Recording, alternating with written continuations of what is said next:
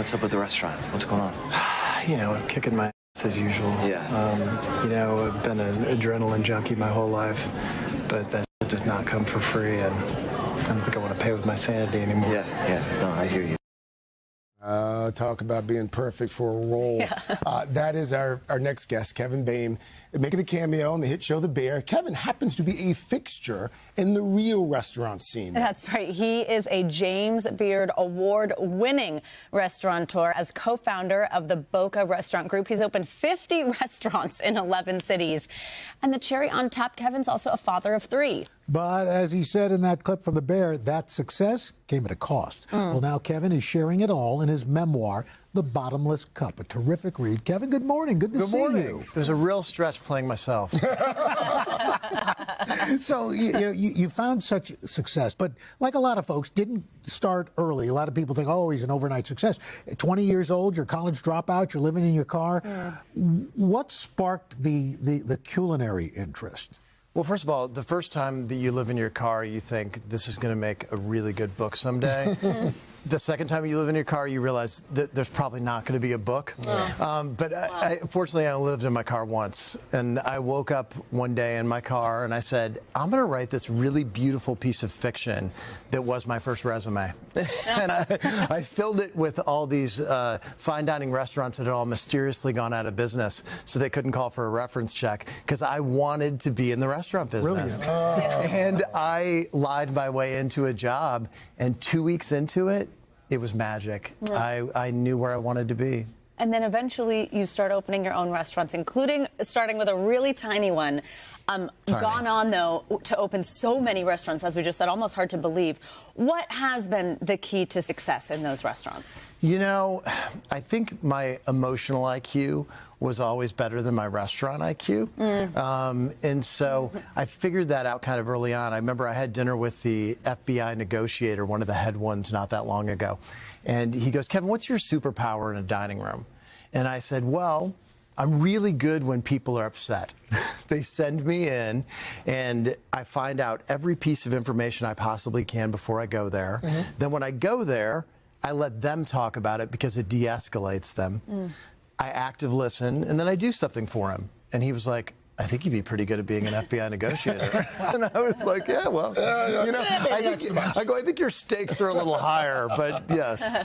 But the reality is that it all, to Al's point, it all sort of came at a price. And beneath that amazing smile and the great EQ, you dealt with some issues. And you described in the book hitting rock bottom. But you maintain that hitting rock bottom also ended up being quite the gift. Yeah, I talk about, the restaurant business saved my life. And it almost killed me. How so? You know, I mistook manic moments for happy moments. And when I first got into that business, and when I opened up a restaurant, I go, oh my God, this is happiness. But then I would crash on the other side of it. And so it paid its price over the years. And, you know, I had to, at some point, figure out how to pay my mental health back, because it's pretty hard to restore other people if you don't restore yourself. Rock bottom's a gift if you can survive it. If you can survive it. And I know a lot of people who haven't. And so at a certain point, I was able to take my life into my own hands and say, you have to do some things to make this a more sustainable life. And fortunately, I have. So what do you say to folks? I mean, because a lot of people, it's a subplot in The Bear, that they're burying these mental health issues, struggles. What do you say to folks who are pushing this down when it's never going to go away? Well, first of all, get therapy. You know, your relationship with your therapist is like no other relationship you're ever going to have. Amen. Because you're not there to be liked. You're there to tell the truth. But a lot of people aren't willing to even admit that they see it as a sign of weakness. 100%, and we have to get past it. You know, the generation before me was in big trouble a lot of times, and they didn't do anything about it, including members of my own family. My mom was bipolar, my mom's mom was bipolar, and I was bipolar. And I was a bipolar denier.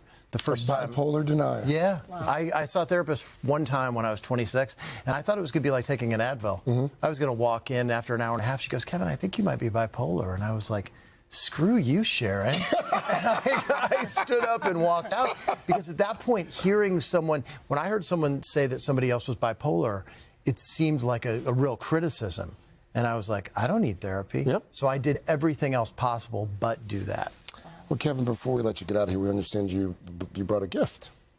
I've waited on a lot of well-known people over the years, but maybe the kindest I ever waited on was this man right here. Al Roker? A little birdie told me that it's been 30 years since you've been on the show. Yes. And I wanted to find, from 1996, when you started the show, the best possible wine I could find from that year. Gerard, thank gosh. you. This is a bottle of Chateau Latour from 1996. Oh, wow. This is beautiful. Thank you so much. Not only thank you for your success on this, but thanks for being a kind individual and what this world needs right now. There's a lot of humanity issues right now. And it starts with being kindness and creating a revolution of kindness. This show's a revolution of kindness. You are. I waited on, I saw it firsthand 15 years ago. The first thing he ever said to me, I went by the table and he goes, young man, if I had your head of hair, I could rule the world. That sounds like Al. That sounds like Al. I think you've done pretty good. Thank you. Thank you Makes so me much. cry. Thank you. That was really so sweet. Congratulations. Oh, we Thank love you. you, Al. Kevin, thank The you. book, The Bottomless Cup, it's a terrific read, is It really available is. out right now. All right.